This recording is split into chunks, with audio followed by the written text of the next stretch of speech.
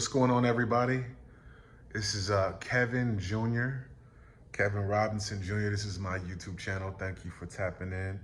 I was inspired to do this video by an article I just read, and I was just having one of those moments. So I guess I would call it a introspective moment.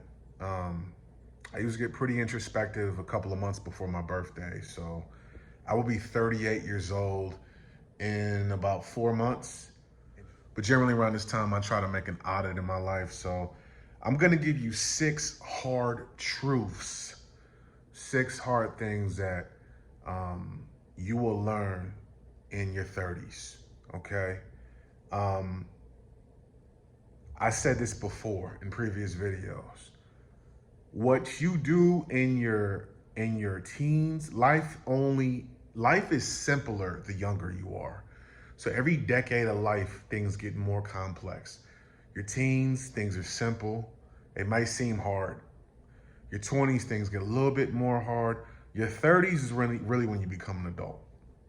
So this is coming from a 37-year-old. So I got 6 different things hard truths that I think that everybody can relate to. Number 1, saying goodbye never gets easier. Saying goodbye never gets easier. Whether it be a friendship, a marriage, maybe you're leaving a job, saying goodbye never gets easier, man. It doesn't. It really doesn't. You know, you try to, saying goodbye is one of those things that most people, you like to think that, you know, this person's always going to be in my life. Friend, family member, but that's not how the way the world goes, man.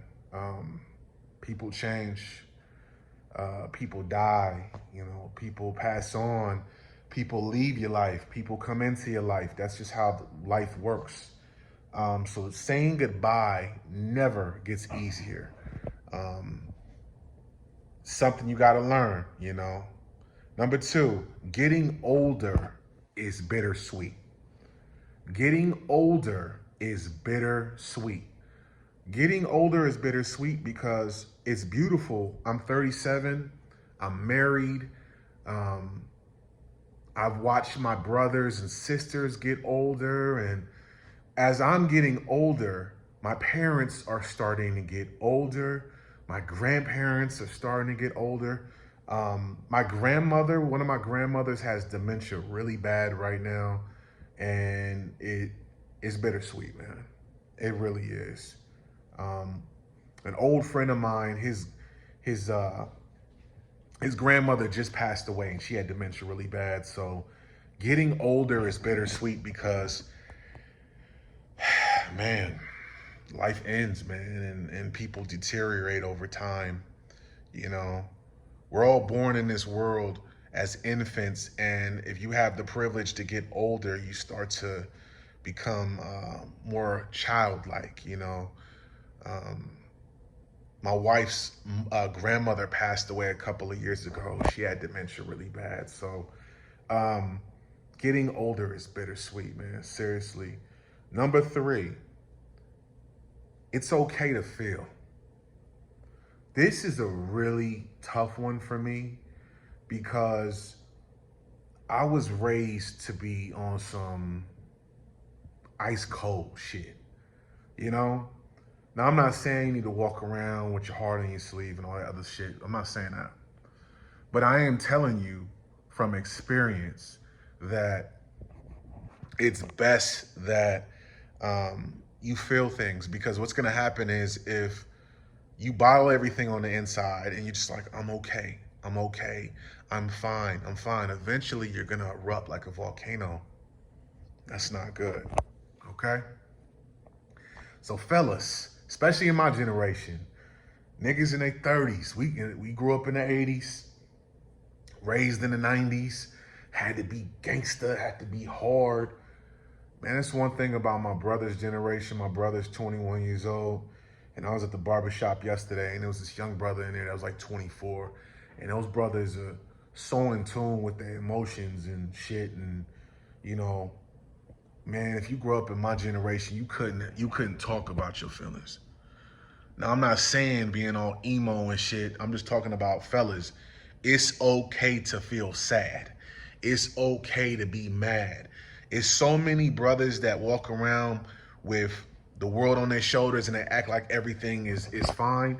And you end up doing something real fucked up that'll put you in a pen for the rest of your life or put you in an early grave. It's okay. As young black men, by the time you're 18 years old, if you grew up in the hood like me, you have more stress than the average white dude will ever have until his 50s because you've seen friends of yours die. You feel me? Like, really think about that. If you're not black and you're not a young black man, you're a white dude, you grew up privileged. Look, man, we go through some shit. And we gotta act like everything is fine. As black American men, we gotta act like everything is fine. And it's not. It's not. So seek therapy, man. It's okay to feel. Number 4, spend as much time with your family as possible. Spend as much time with your family as possible. 2 of my best friends in the last 2 years, or just say 3. 3 of my good friends in the last, 4.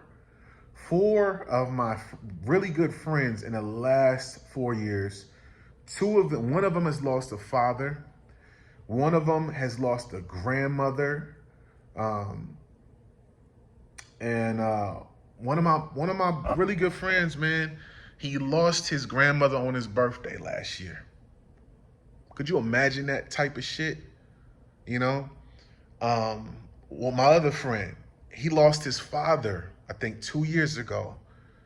My other 2 friends, they lost their mothers, you know, same year. You know, my friend lost his mother last year. 2 of my friends, man. So spend as much time with your family as possible. I'm going home back to see my family. My sister, Jade, is graduating from high school, so I'm going to pop in and tap in and see my family. And yeah, man, you really don't know how much time you got left here, man. You don't. And as I'm getting older, I'm really starting to see that. You know what I'm saying? So spend as much time with your family as possible. We got 2 more. If you like anything I'm saying, like, share, comment, please. Real shit, man. Real shit. Hit that sub button. Number 5, find someone to love and never let go. Find someone to fall in love with and never let go. Who gives a fuck what your mom thinks, your dad thinks, your friends think? As long as that love is healthy, fall in love with that person and never let go, man. Real shit. You know what I mean? And it don't matter what kind of relationship you into, man. You might be on the LGBT side of the game, that's fine.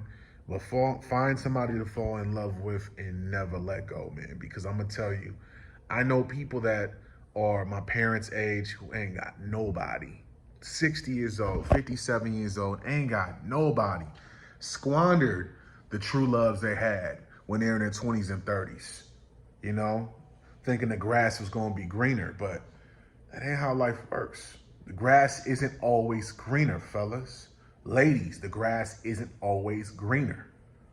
You feel me? And this is the last one. And this was the whole inspiration for this one. Your success is going to intimidate most.